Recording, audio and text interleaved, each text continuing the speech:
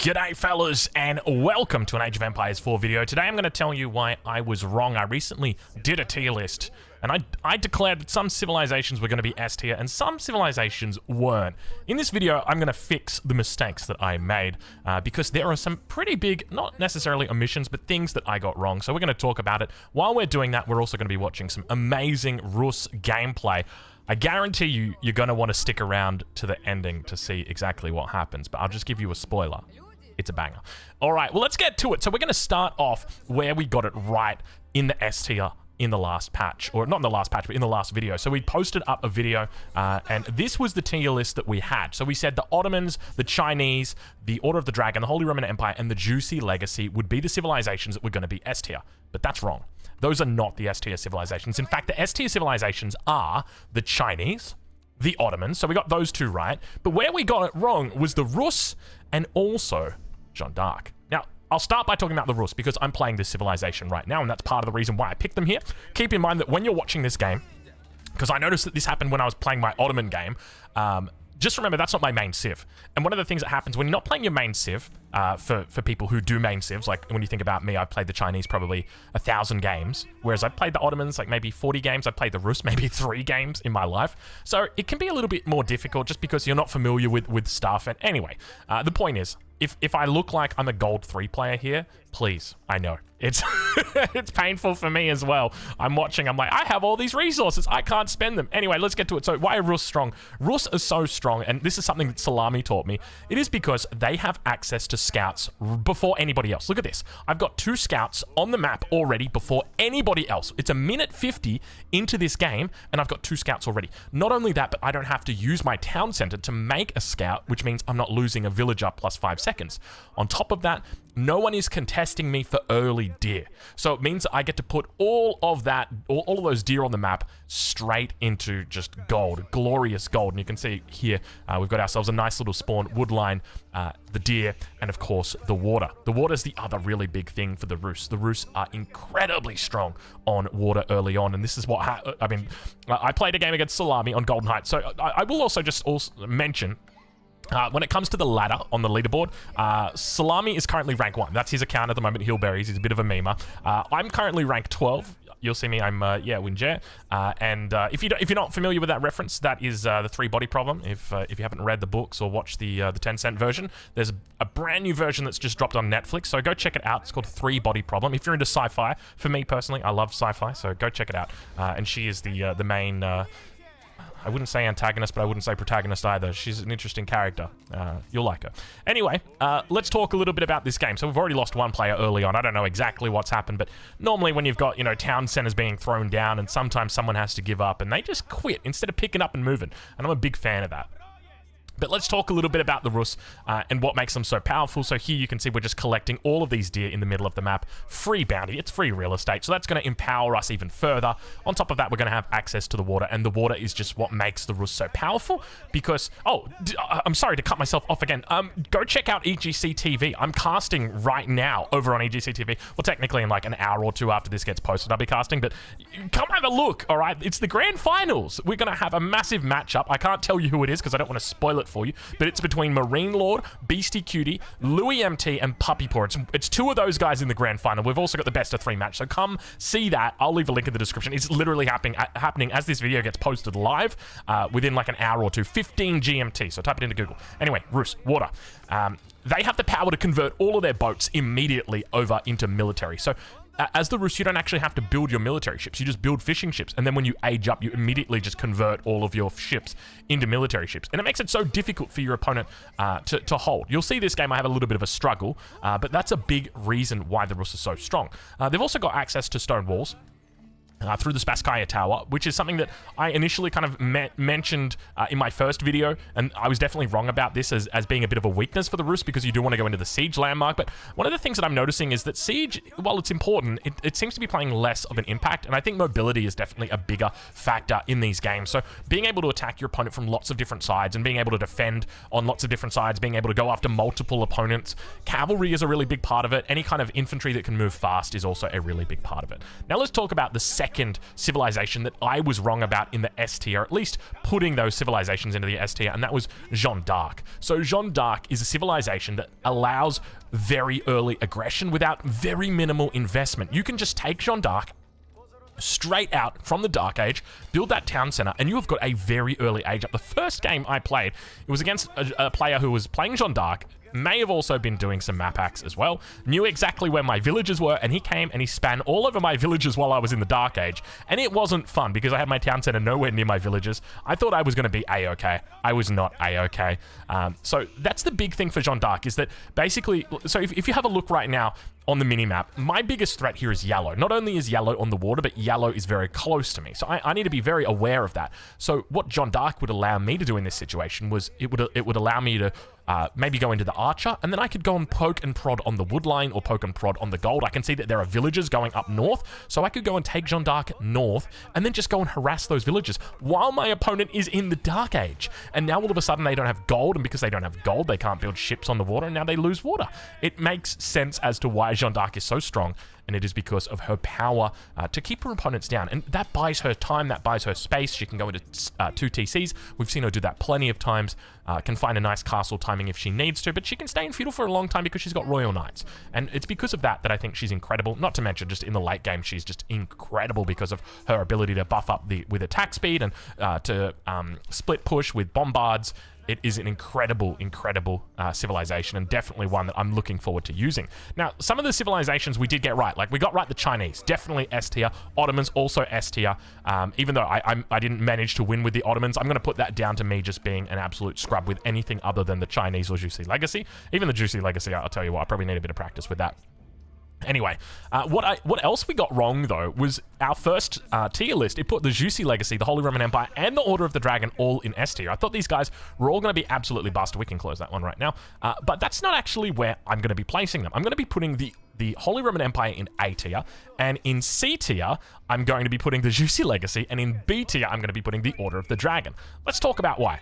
The Juicy Legacy, they're a strong civilization, but they don't really have much going for them in the way that you play them. There's no real goal, right? Like, even if I make it to endgame, I don't feel like there's anything too crazy to get. I did read a comment on YouTube that basically said, so we can see one of the Japanese players is now gone out, leaving one remaining, but it basically said, hey Drongo, try Juicy in the late game with the Bombard upgrade. So that gives like the AoE upgrade. He said he was undefeated playing in FFAs going into AoE Bombard. So we might have to give that a go, because they do get 11 range. So maybe that is, maybe that's a little bit hidden so far in the meta, because that's obviously quite a late game position to be really playing into. But other than that, they don't really feel like they've got a lot of oomph. I thought that going fast castle might be a good idea with the civilization, but compared to civilizations like the Chinese, where you've got the Barbican, and the Barbican's incredible because you can just deny your opponent from existing in the early game. So many games I've played where I just put a Barbican in my opponent's face and they just quit, and it's like, oh, that was easy. And that it just allows you a lot more flexibility. So here you can see, we're quite early here. Our opponent,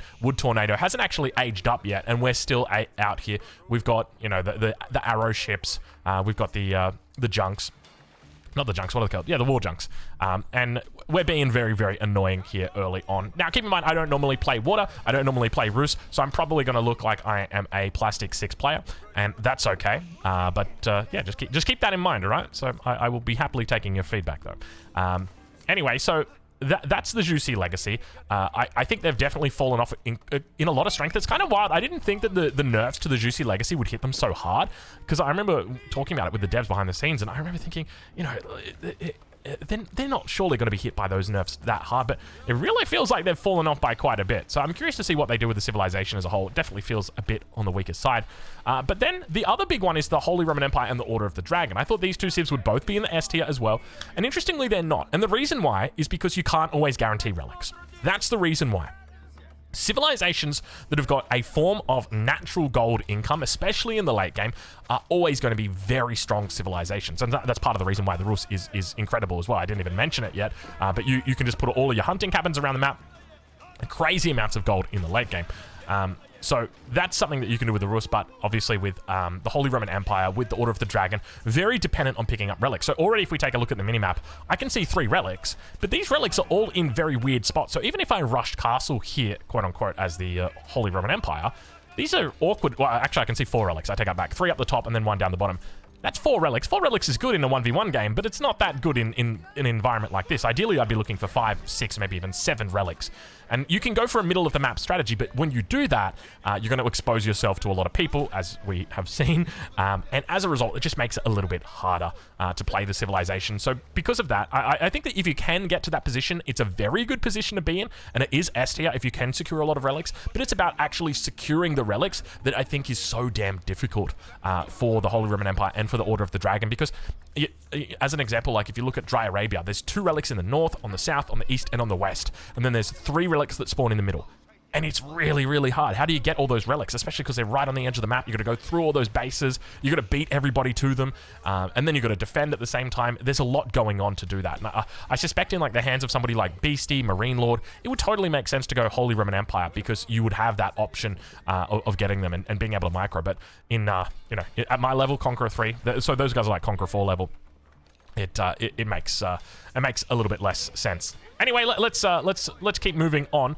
So more civilizations so if we take a look now, and so we have a look at the A tier. So another civilization that I was wrong about was the Japanese. I originally had the Japanese down here in the B tier. I'm pleased to say that they are in fact in the A tier. They're a very strong civilization. On top of that, in the A tier, it's also going to be the English and the Abbasid, another civilization that I was wrong about. I initially put down in the B tier and have since moved it up. But one of the things to note is that the Byzantines are no longer in the A tier, and I have moved them down to the B tier. And let's talk a little bit about this. So the Japanese, another civilization with that infinite gold mechanic, right? So they've got their Yorishiro. They've got access to quite a few Yorishiros. They also prioritize fast castle, which means that they can pick up relics. So it all really just comes to like down to like this gold. The Japanese have also got one of the best low, I wouldn't say low skill, but low APM armies in the game.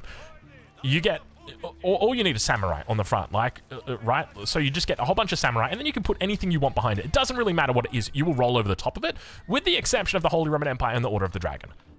Lens Connect is your only concern. That's the only worry. So, if you're playing the Japanese, try and take out your Order of the Dragon or the Holy Roman Empire player soon, because once they're out of the game, you're pretty much absolutely in for the taking. No real problems whatsoever with what your opponent is going to be throwing at you, because the samurai is incredibly good. But that's the main thing for me. The other thing to remember is you've got the Ozutsu, which is incredible. But the big thing for me is with the Japanese is just the fact that you can go straight into fast castle, pick up those relics, get those Yorishiro rolling, and you can make a lot of work for your opponents with your mounted samurai, and then eventually your own samurai. So I think the Japanese are a civilization to watch. They don't quite have the gold income of civilizations like the Rus or the English, but they're still pretty strong civilizations. The Byzantines, the reason why I put them down is because even though I do really like their Imperial Age landmarks, I think they're wonderful for 1v1, when it comes to games like this, where you're buffering a lot more units, you're not going to find as much value. What do I mean by buffering? So basically, you'll be 200 out of 200 or 250 out of 250, and you'll have a lot of units in queue, because you've got 50 barracks, and each one of those barracks has a Lament and I in queue.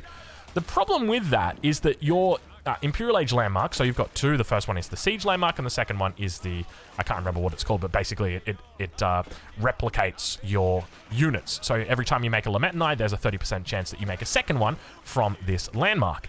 And the reason why it doesn't really work is because there's actually a timer on it, or not a timer, but each unit needs to be produced individually. And so what happens is when you've got 50 units in queue, you lose all your army, you immediately replace 50 units, and the landmark has got a whole bunch of stuff queued up, but you don't get any value out of that, because it like pumps out the unit once, and then it might pump out a second unit, and then that's it. You don't get that 30% value unless you're really trading out a lot, and ideally you shouldn't be doing that as much in FFA as you are in 1v1. And then for the Siege landmark, so the Siege landmark that you use olive oil to purchase, you can see it's taken us a while here to win on water, but we eventually did win, and this is just going to give us an insane economy. We'll never have... The reason why... The reason why Rus is so strong in water, or just water in general is strong, is because I don't have to farm transition. I can just stay on this all game. I'm just not going to have to ever worry about food. I'm just going to be able to keep my fishing boats out here and just live my best life. No farm transition needed. Don't have to think about deer. Don't have to think about berries. All that food in the middle of the map. Don't have to worry about it. All I'm worrying about right now is just my wood, my gold, and my stone. Fishing boats will look after the rest. But yeah, so when it comes to the Byzantines, even though olive oil is really nice to have, it can be a bit clunky to use in the late game. I think one of the ways that they could potentially make that a bit better, but it's very hard without buffing 1v1 Byzantine in the late game, but just making it so the buffer time is shorter for the units at that landmark. But anyway, we'll move on now, as our next civilization to talk about is the Abbasid dynasty. We've also moved them up into A tier from B tier. This civilization is interestingly powerful in the early game. And the reason why is quite simple. The eco wing's actually very good. And this is something that I neglected to consider. The eco wing is extra good in FFA because you want to go for extra town centers. It just naturally makes sense. So by having a cheaper town center, which is what the eco wing does, and keep in mind that was buffed up recently as well, it allows you to get more town centers faster. And especially in FFA, you want to be just going ham with the town centers once you've found yourself a little bit of space. And the Abbasid dynasty 100% can do it. So that is a really strong civilization. I'd also just like to, I just realized now 15 minutes into this video, I should also give a huge shout out to the current rank 1 FFA player, Salami, or Corvinus, or whatever name he's currently going by. Just because I've actually had a chat with him behind the scenes, and I asked him, hey, what's your opinion on the current state of the tier lists? And the tier list that he gave me is very similar to this tier list that I've got. So I've drawn in off that tier list as well. Yeah, we've had a little bit of a chat behind the scenes. So I'll leave a link down in the description to where you can go watch his stream. He's streaming all the time. Funny guy. You'll like him. He's a bit of a wallalol kind of guy. But anyway, let's talk about our next civilizations. Which ones did we get right? Which ones did we get wrong in the B tier? So we had the Japanese, we had the French, the Rus, the Malians, and the Abbasid. So this time, we're going to see the Malians, which were previously in the B tier. They're actually going to drop down to the D tier. So they're getting quite the nerf. As well as the French. They used to be in the B tier. They're now going to be in the C tier. So that is a pretty big nerf there. The other addition for this is going to be the Ayyubids. We're going to be bringing them up to the B tier. So when it comes to the Malians, there's a couple of things with this civilization. Number one, they need a little bit of time to get online. And number two, they need a bit of space to get online. And one of the big things that you have in FFA games is not a whole lot of time, not a whole lot of space. You can find yourself in awkward spots like I am at the moment, where I've got 3 people around me, and each one of these people think that I am their biggest threat. I'm the closest to red, I'm the closest to blue, I'm the closest to yellow. Now, I've managed to find myself a little bit of time with yellow because he went on water and I took him out. I've managed to bide my time at the moment with blue because I put down this Kremlin, and he's just accepted, you know, that Kremlin's going to stay there for now. We've kind of got like a DMZ between us, but it's only a matter of time until red decides that we're going to be on the chopping block here, and we need to be careful about that. And that's something that the Malians don't always have the luxury of. They don't always have that time luxury. They don't always have that space luxury. And even when they do, while they're a solid civilization in 1v1, having access to a whole bunch of cows that produce food, when it comes to FFA, it tends to go a little bit more late game, a little bit more quickly. At least in my games it does, just simply, I guess, because I'm making it through a little bit longer. Obviously, if we consider the reality of a lot of these games, most people are going to be leaving quite early or getting taken out quite early. But for the majority of the games, once you start to level up your skill, once you start pushing towards that Conqueror level, you will notice that the late game becomes very, very important. And one of the things that the Malians lack in the late game, while they've got that infinite food income, the gold income really isn't there. Ideally, you're probably going to be sitting on about maybe 400, 500 with the pit mines. And then if you manage to pick up relics, and keep in mind their castle is a very delayed castle, so it's not going to be a priority for them.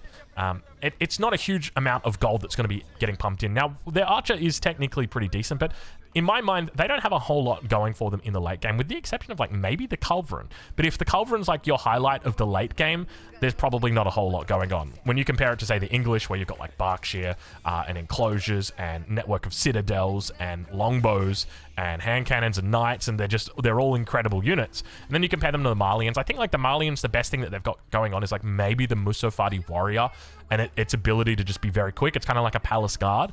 That's one of the big things I think is a little bit undiscovered, at least in FFA, and I'd love to see, because I think, you know, in this situation when I've spotted out all these samurai, you know, Musofadi warriors would do very, very well here, just because they're quite effective against those armored units. They're melee crossbows that you don't have to micro. So, That's why the Malians have dropped down, though. They don't really have anything going for them, and they do take quite a bit of time to get going. So the next civilization that we're going to be talking about is the French. I've dropped them down even further from the B tier down to the C tier now, and it's another case of don't feel like they've got anything going for them. In the late game, they do have access to Royal Siege, but very, very commonly we are going to see players going for the Red Palace. The Red Palace is a very, very good landmark, but it's another one of those things where they just don't have any sort of goals once you're in that late game. You can look to put on pressure with the School of Cavalry, but the reality is it just doesn't feel anywhere near as fast as 1v1s, and I don't know why that is. I think it might just be the fact that sometimes your spawns are irregular, but I remember I played a game against a guy recently. He was French. He had a pretty good spawn, and just because his landmark or because his age up was, or I should say his town center was up 30 seconds after mine, because, you know, he had a little bit of fiddling and had to find a good spot. When he tried to attack me, I already had my 4 spears out ready to go because I scouted him, and I was like, okay, I'm going to supervise these spears out. If I was in a normal 1v1, I would have had maybe 1 or 2 spears out, but because I had that extra time, I've now got a much easier defense, so I don't have to even think about the defense. And it means that this advantage that the French once had in the early game, especially in 1v1s, they don't see that carry over into FFAs as much, because often the distance is a little bit longer, and often the timing can be a little bit worse. So I think if you're going to be playing the French, the best thing that you can do... Oh, that is a sad wallalol right there. The best thing that you can do is look to try and put down your town center immediately, try and get that age up in as quickly as you can, and look to try and put on some hurt to anybody that's nearby, your closest opponent. It's really, really important to try and take out the nearest guy to you as soon as you can, as clean as you can. Just because not only does it buy you space, it also gives you the population space as well. And so now I know I'm under a little bit of pressure here. So one of the things that you're going to see in this game, we'll talk a little bit more about the game, a little bit less about the tier list, but we'll get back to the tier list shortly, because I'm going to carry you through this entire game, because it is quite a long one. How long do we go for here? 46 minutes, and we're 22 minutes through, so another 24, 25 minutes or so. So I will carry you through this game. We'll talk through it. We'll talk through the decision-making process. But one of the things I'm going to do is I'm going to be looking to call out any perceived teaming at all. Even if they're not teaming, I'm still going to call it out. And you want to know why? It's about survival. I don't care if you call me a bitch. I don't care if you call me a wuss or a sook, whatever kind of word you want to throw in there.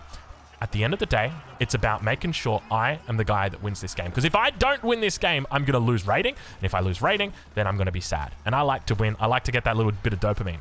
So what I'm going to do, as you can see, I'm stuck between 3 guys. And the red player, he's pretty far away from me. He's not super duper far away from me, but what I don't know at this stage is there's no one else really close to him. So I'm just going to say teaming, wow, so boring. Even though I'm not being teamed, right? Like, there's literally no one else attacking me. It's just red attacking me. Yellow hasn't touched me for a couple of, like, what, 10, 12 minutes? Okay, so do this in your game as well, because what you'll find it does is it makes people back off because they think, oh, okay, you know, I should give this guy a break. Someone else is attacking him. I'm not saying who's teaming.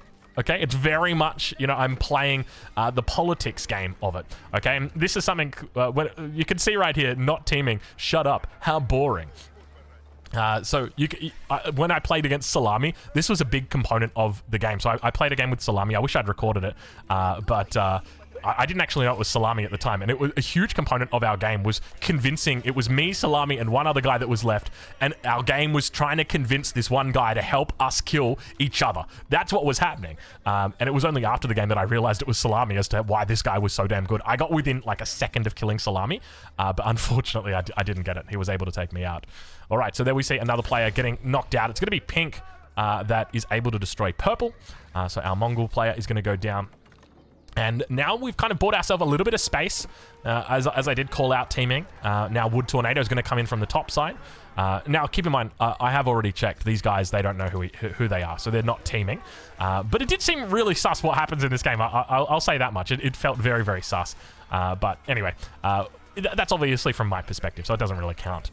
Because obviously, when everything's from your perspective, I mean, you're the center of the universe, right? All right, so let's talk a little bit more about this tier list, okay, and where we went wrong, where we went right. And so the last 2 on the tier list is going to be the Mongols, the Delhi Sultanate. And in our last tier list, I put the Delhi Sultanate down in D tier. I put the Mongols in C tier. Well, I'm going to have to switch them around. It's now going to be the Delhi Sultanate in C tier. I've moved them up slightly, and the Mongols down in D tier. And the reason why is because for the Mongols, They don't have walls, and this is definitely becoming a bigger and bigger impact. A huge component of FFA is sniping. Sniping down the king, making sure you're able to take it out. And with the Mongols, you just can't defend, right? You always have to be on the defensive with the Mongols. You really can't be sending out your entire army, because if you do, what's going to happen, right, is I can use my king's special ability and I can scout. So let's say if I'm in a rock, paper, scissors position. There's 3 people left, 1, 2, 3. And if I see that the Mongol player is attacking the other player, I can just go and attack the Mongol player. And how would I see that they're attacking? When I go and use the king's special ability, it will show me the town center. And if I can see the units that are around it, I can see the units that are attacking it, I can see the health of that. So if I know that there is units nearby or an attack that's happening nearby, and I manage to spot that, I just go straight to the Mongol player's base and I take them out, because they're not stonewalled in. I know that as a matter of fact. They're not stonewalled in. They can't even build normal palisade walls. The best they can do is maybe outposts. And I think that as FFA meta continues to build and as people get better at FFA, see, and now you can see this teaming is so boring. Look, I'm literally attacking this guy in his base, but I see that guy attacking me from behind, so I call it out. I'm like, oh, this is so boring. 3v1. So, you know, it's important to be playing the political side. And you could say, oh, I said you guys Q3v3 instead next. Apologies in advance if I say anything bad. Sometimes you're in the heat of the moment and you just, you know, you got to throw it out there. He's saying just leave. Look at this guy, senile soul.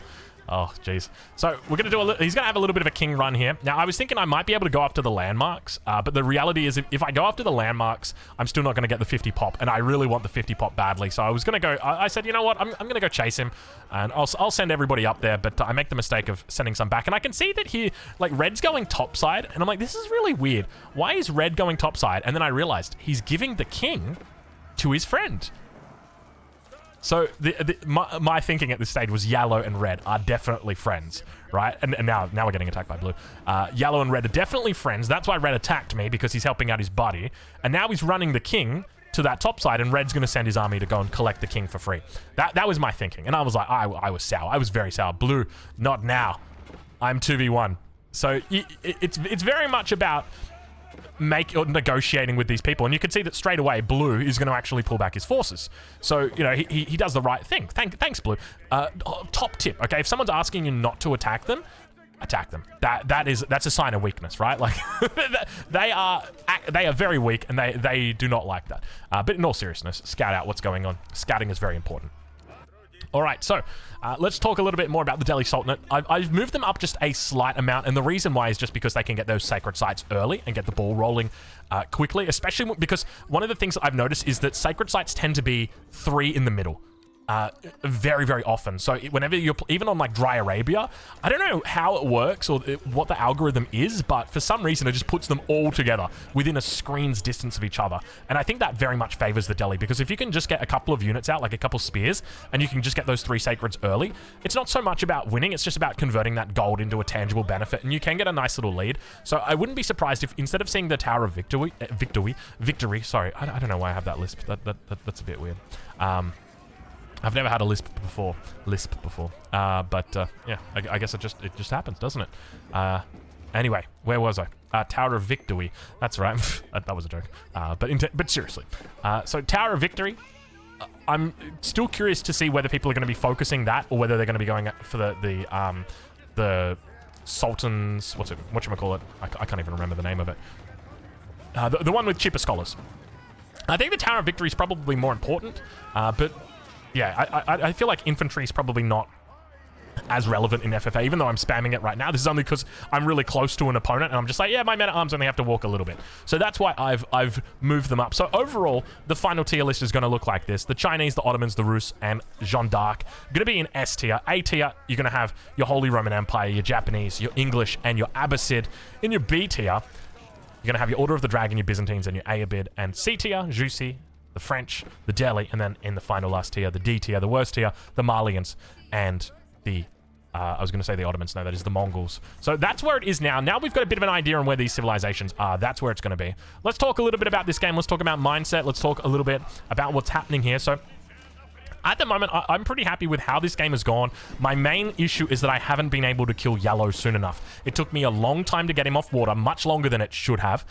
And now it's taken me a long time to actually kill him. And the problem is I need this space. I need this space to the north. And most importantly, I need to have just one front. Because at the moment, I've got 3 fronts. I've got blue attacking me into my Kremlin. I've got yellow to my north. And here you can see the snipe. It's actually going to be somehow I got the snipe. Actually, did I? No, I destroyed the landmark. So destroyed enemy's landmark. Wait. Enemy destroyed NATO's landmark.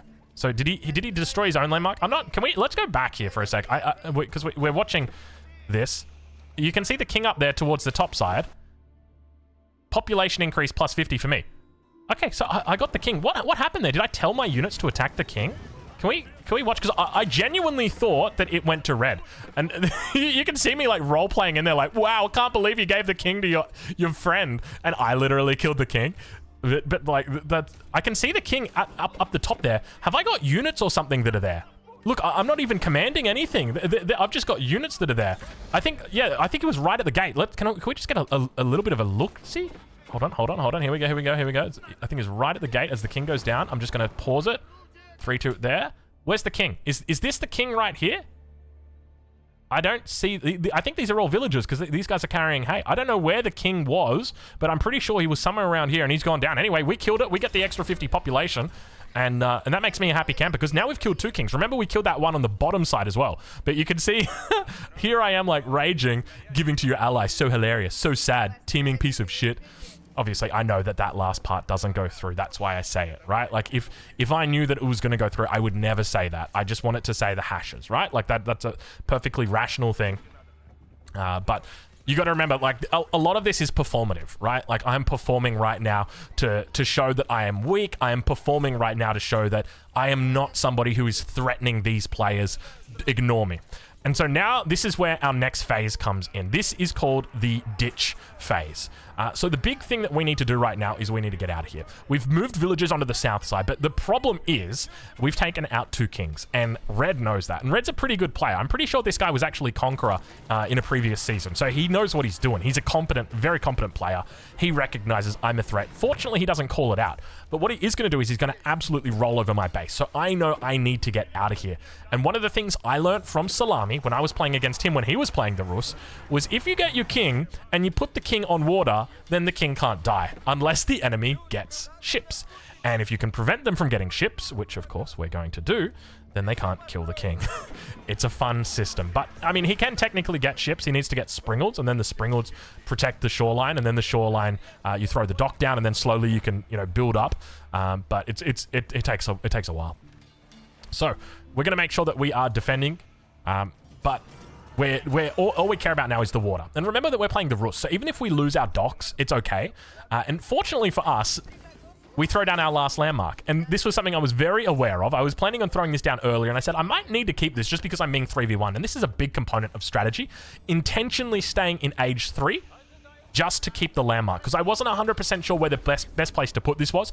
But it became clear to me that Red was very much the agitator in this lobby and was very much my biggest threat. So what do I want to do? I want to put myself between the other players and Red. I want to move away from him as much as I possibly can, stay out of his line of sight. And the best way to do that is by keeping our king separate. So that's just like a further advantage to us, because right now, if you look on, if he was to go where's the king's at, all he's going to see is on the water. He's just going to see the kings out there on the water, having a good time. That's the bombard emplacement right there. So naturally, we get on out. But now what we're going to be doing is, as we're Imperial Age, we're not at any risk to losing because of our landmarks. So at the moment, I think we're down on landmarks. We've probably lost one. I think we're about to lose our second one right here. There's our town center. And the third one's going to be that Kremlin. But now that we've reached Imperial Age, we have got a 4th landmark, which is going to keep us afloat. So that is very, very important. Now, in the event that our opponent does look to try and contest water, we can always just turn our ships into other types of ships, but we will be on a timer though. So it's best not to do it into demo ships, but to turn them into, junks or something like that. So here is the first of the town centers. Here is the second of the town centers. And remember, the big thing here is that we've picked up 2 kills so far, if I remember correctly. So we've got the guy in the north, and then we also picked up the king over here from the, I think it was the Mongol player. I'd have to double check that. Actually, no, the Mongol player was purple, so that was his town center over there. No, I think it was the Mongol player. I'm pretty sure we killed the Mongol player. His king was just kind of chilling out. I was very surprised to see it. I was like, oh, okay, I'll take it, the free king, which is amazing, right? Like, it gives us extra population for us to use in the late game. So now we've got the Spasskaya down. You might be thinking, okay, what we want to do is move the king into the Spasskaya. Wrong. Big mistake. You move the king into the Spasskaya, and now all of a sudden, red, the biggest threat in the game, knows where your king is, and knows that your king, he can reach it. Because as long as the king's on water, he's feeling good about himself, because he just knows that it's only a matter of time until he kills the king on water. He's going to kill everybody else, and then he'll kill the last king that's on water. So we need to make sure that that does not happen. We need to make sure that we are able to take him out before he can take us out on water. Here we're looking for resources. It's always a little bit tough late in the game, trying to spot out, you know, where are those last little bits of resources, especially because we know that he's got outposts up here, so we've got to be very careful. So we do actually spot some resources down over here. Yeah, naturally we're going to make our way back through. We want to avoid going through the choke point, and we are just pumping out villages now, pumping out town centers. In this position, what we want to do is we just want to max out villages as much as we can. So going to like 200 plus villages, because we've got this extra population, is really, really nice here. But we need to make sure that we have appropriate production, because with 200 villages, you're going to be collecting lots of resources. So you need to make sure that you have the appropriate production to produce units as well. And that's something that we need to be very aware of as we go into the late game. So now we're going to start. No, we're not. We're going to cancel those stone walls. You know why? Because we need to focus on villages. Just don't worry about stone walling right now. Nobody knows that we're here anyway. We're just going to focus on getting up our town centers. So at the moment, I think we're on 4 town centers maybe, which is pretty decent, right? Like, that's a good number of town centers. But is that really how many we really need? You know, 4 town centers? Or do we need... You know, I think we need 5 town centers. That's right. We actually need more than that. I think we get 6. The point is, we get lots of town centers. All right, so we've lost all of our landmarks, but just remember, we're still safe at this point. We've got our king patrolling over here. I've given him a nice little control group so we can remember. And now we're just going to wall up this position, just because we know that red's got his army around here, and we can see there's a couple units. So naturally, we're going to wall behind ourselves as well. Just a nice little wall like this. And, well, surely it's going to get up, right? Right, guys? Right, and within seconds, we can hear it. It's going down. The Rus villages. But we're not aware. There's a 6th town center. Why not? You can see just how big this boom is getting. We've got 6 town centers all producing villages at the same time. And just remember, nobody knows that we're down here. This is our secret little base. The only person who might know that we're here is going to be Blue. But Blue seems pretty passive. Now, one of the big things that you're going to have to be aware of in the late game is how much time you've got before you're the target. In this situation, I know I've got pink. I know that I've got blue. So basically, I need to wait for him to kill those 2 guys, and then I can actually go for him. If I don't do that, if I go for him before then I risk getting targeted by either blue or by pink. So that's really, really important to do. Now, when you're choosing your units that you're going to need to take out a person, scouting is really important. You need to be aware that you need to be sure that you've got a direct line to their base. You need to make sure that there is no stone walls, because if there are stone walls, you're going to need to go infantry. If you don't go infantry and you go cavalry and there are stone walls, you have no way to get through unless you're playing the Ayyubids and you've gone for the military wing. In that case, then you will be able to take them out. So, we're just burning down the rams here. We're hoping that he comes close here. You can see he's kind of like apexing that corner, but fortunately he was paying attention, so it means that the demo ships aren't going to be able to find him. We've actually researched the extra area explosive, so that there's a tech that you can do which gives you a little bit of extra, I think it's 40% extra explosive radius. So that's very, very nice to have. Our economy is booming. We're still not 500 bounty just yet, but I'll be honest, I don't mind. And this is where right here, I say we're going to have to go into cavalry, just because, number one, he's Japanese. So I think that that's going to be a strong counter to him. But if... I'm pretty sure if his town center is open, we should be able to get through. And the reason why I think that it's probably open, if you look to the north of his base right now, there we go, there's the king. So we can see the king is out for him as well. But there is no stone wall. And I would expect that to be stone walled. And because there's no stone wall there, it makes me think there is no stone wall anywhere. And that's one of the biggest mistakes that you can make in a game. Never assume that you're going to be able to hold with your units, or hold with your castle, or hold with your town center. Always assume the worst. Put a stone wall around wherever you're keeping your king. If you're playing the Japanese, go build a second town center somewhere else and upgrade it all the way to the max, or put a castle down somewhere and then do it. If you're playing the Mongols, pray, bro, because yeah, there's not much happening for you, my friend. All right, so as you can see, our unit numbers are starting to build up here, or our villager numbers are starting to build up. We've got a lot of resources in the bank, so naturally, the most important thing that we want is lots and lots of production. I'm also going to start walling up as well, just in case, but we know that no one knows that we're up here, because Pink, he's down below us, and keep in mind, he doesn't have line of sight up. You only have line of sight down things, but not up them. So naturally, what we're going to do, we're going to make sure that we stonewall up, keep ourselves safe, and then we're also going to be thinking about our counterattack options. So for us, the big focus here is going to be the Knight. Knight's definitely our best unit in the late game if we can afford it, because we've got Boyar's Fortitude as the Rus. We also have access to the Polearm upgrade, and here you can see we're going to be looking to pick up the line of sight upgrade. We just want to get as much line of sight into his base that we can, and that's going to allow us to have as much information about where things like his production is, or where his additional run spots are. So when you're sniping out a king, one of the big things that can happen is that they can run to another fortification. So you really want to avoid that happening. So the best thing that you can do is make sure you cover a run spot. So that's a specific angle that your opponent might look to run towards, you know, a keep or a castle or an outpost or another town center. So you want to try and cover that. So that's what we're trying to do here. Locate those positions and then look to make sure that we cover them. All right, so needing a little bit of stone here. We've run out, but fortunately we've got the villagers on the case. We're going to get ourselves a little bit of a gate down here, and we're starting to build up. Now, at the moment, there's 4 people still in this game, so we've got plenty of time to build up our army, right? Well, yeah, sure. But you got to remember that in the late game, the Japanese, they roll over people very, very quickly. And now that we've managed to make our escape over here, no one is any wiser. They are none the wiser right now. We've got our insurance policy on the north side, which is the king. He's staying alive for the moment. And this right here, this is our our attempt to win the game. And remember, this, to me, this is like a combination of things, but the biggest factor is playing the political game. You have to be doing it. You really, really have to. You know, even if you got to swear, do everything that you can to convince that person to stop attacking you, because at the end of the day, you want to win, right? And there's so much more to this game than just clicking buttons super fast and loud. Beastie, I'm looking at you, Mr. Loud Button Clicker. That keyboard is really loud. You know, I've been watching this guy on YouTube recently. And I'll say the word, it's a weird word, it's called thock. And he's like, you want your keyboard to thock. And instead of like, oh, there's a king down there. I didn't even see the king, dude. Wait, is that the Mongol king? Hold on, go back. Did you see that? Did you guys see the king? Oh, it's the purple king. Look, I just realized after watching, there's a king there. Have a look at this. It's just sitting there. Hold on. Any second. Look. Oh my god. Wait, that's the Mongol king. So whose king did I kill? Maybe a Japanese king? I don't even know. I don't know whose king I killed.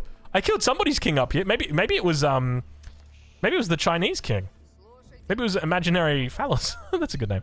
Very good name, my friend. Yeah, we definitely... So, Pink's been eliminated. Red's taken him out. So, this is a really good thing for me, okay? So, if we take a look down here on the minimap, right? So Pink is between me and Red, which means that now Red is going to be focused on sending his units over this way. So what we want to do is we want to get confirmation that Red is attacking Blue, and as soon as we have confirmation that he's attacking Blue, that's when we need to strike. The problem is, I didn't realize it was going to be that quick that Pink was going to get taken out. So now I know that Red is up on the chopping block next. I need to start moving very, very quickly. And that's why we've dropped down a heap of production. That's why we're dropping down a heap of... we're just training a heap of units here. And we can see that that's going to be the 50 population now that goes over to... so population increase by 50. That's Blue. Hold on. Wait, did Blue snipe the king that was just there? I can see a Blue unit. Have a look at that on the minimap. Look at the minimap right there. There's a Blue unit. Look at that. The Blue unit comes in. There's like 3 of them. Look at that on the minimap. It was Blue that sniped the king. Oh, that's actually so funny. I didn't even realize, man. That's kind of wild. So Blue picks himself up a kill. I mean, we're still 300 pop, right? We're happy. I'm not sure exactly how much Red's picked up, but I'm pretty sure he's got... I think he's got at least 50. He'd have to have at least 2 kills at this stage, or at least 1 kill. We know that. We know for sure he's got the 50 from Pink. So... going back down to my diagram here, we know that he's going to be sending units across this way, which means that it's going to be harder. Whereas if he's attacking into pink, I can't really run my units through to his base. I'd have to go like down and around, and that's going to be harder for me to reinforce because I'm basically reinforcing into his army. Whereas with blue, it's much easier to reinforce on that angle. So now the big thing for us is A, securing the water, and B, making sure that we have lots and lots of knights ready for the snipe. As we've seen into his base, we know that we can just get through very, very easily. We don't have to contest with stone walls, and because there's no stone walls, it means that we can use cavalry. So now we're maxed on population. Naturally, what we're going to be looking to do, and you're always going to be very careful with this, is deleting villages. The sooner you can get a bigger army, the better, especially at this stage now. The most important thing is just being able to take your opponent out, and the more that you have, the better. And now we've got confirmation. The red player has destroyed Vulcan 72's landmark, and that is a big problem. The king is now going to come through. He's going to expose on the minimap exactly what's happening, and we're waiting for these units to pop out. We're going to delete some villages here. We just want to make sure we've got everybody that we can get, because we need to go right now. It is only a matter of time until blue is dead, and red turns that kill into 50 more units. So we need to take him out immediately. And on top of that, those extra units will be coming and reinforcing his base very, very quickly. So we have got to go. We're just going to keep spamming. And now he's taken out a second landmark. So this is me very much, very super scared. We're just going to scout with the king. We can't. It's on a cooldown. But we're just going to focus, and that's another landmark going down, I think. So that's 3 landmarks he's taken down in the space. And you can see the king is actually running on the mini-map right here. Red's chasing him with some units, but that's going to be the king going down. And with that, the Japanese is the last remaining player in the game, with the exception of us. We've got this line of sight into his base, and he doesn't know where we are. That's the other thing to note. He's got no idea where we are, but he hunts after us like a demon in the night. I don't know if that's the best way to say it, but you guys get the picture. Anyway, we got a lot of villagers right now. Drongo, you got to delete those villagers. Get them out of here. Very good, very good. Delete villagers. And make yourself some units. And now we're going to spot out that king. We're not even going to need to do it, so we're going to wait right now to confirm that the king is inside the town center. There he is, so we got confirmation. So now we can put our king safely back in our transport ship and move him back out into the ocean, because we have confirmation. So now what we need to do is look for the angles that he can run, and we need to be watching the whole time. The other big thing to note is that he's going to be reinforcing on this position very quickly. He's also going to be sending all of his units back to the base, so we have to be very quick with this. And we can already see that the bannermen have come out, the spearmen have come out as well, and now he's going to be trying to work down these knights. So what we're going to do is just run some knights around in a nice little loop like this, and hopefully bait out some of those spearmen, because we don't want the spearmen to just be whacking away, and it will create a problem if that is the case. Now, slowly and steadily, we work down this town center. More and more spear are building up. He's training them very quickly, but our reinforcements have started coming through. He's also looking to attack on the bottom left or bottom right-hand side down near our base instead of bringing those reinforcements back. He says, you know what? I reckon we can just take this. And now we know the town center is going to go down. It doesn't look like he's going to go for a run, which means the king is going to pop out in that position right there in between the 2 farms, and we're going to try and click on him. This is where it gets hard. If there's 10 villagers in the town center with that king, you know it's going to be a bit of a tough one, but you don't know who to click on, or you don't know how to get it. It's very tough because they're stacked on each other, and we think we've got the right one, and there it is. GG, easy. That's only because he was telling me to leave. He was saying, leave, leave, leave. So that's it. That's the end of the game. I might look bad-mannered. I probably am. So I want to apologize in advance, Senile Soul. I was bad-mannered that game. You're telling me to leave like that. I'm just trying to play the politics game, yeah, it was a tough one. What am I going to say? Hopefully nothing too bad in here. That was so easy. That was not easy. That was a really hard game. That was so hard. I can't believe that I managed to win that. Look at the resources he had in the bank. Have a look at that. You can just appreciate right now. 60,000 resources, dude. This guy was absolutely loaded. He was in by far the best position, and it all just came down to like that one simple mistake of not walling it in, right? If he walled in that town center or walled in a keep somewhere, I'm twiddling my thumbs, dude. I have to go attack him with infantry. Then he's got samurai. The samurai destroy me. It's just a whole different ball game. Anyway, that's the tier list, ladies and gentlemen. I hope you've enjoyed this video. It's a bit of a weird one when we do it like this, but yeah, hopefully you've enjoyed it. It's 48 minutes of glory, and we'll catch you guys in the next one.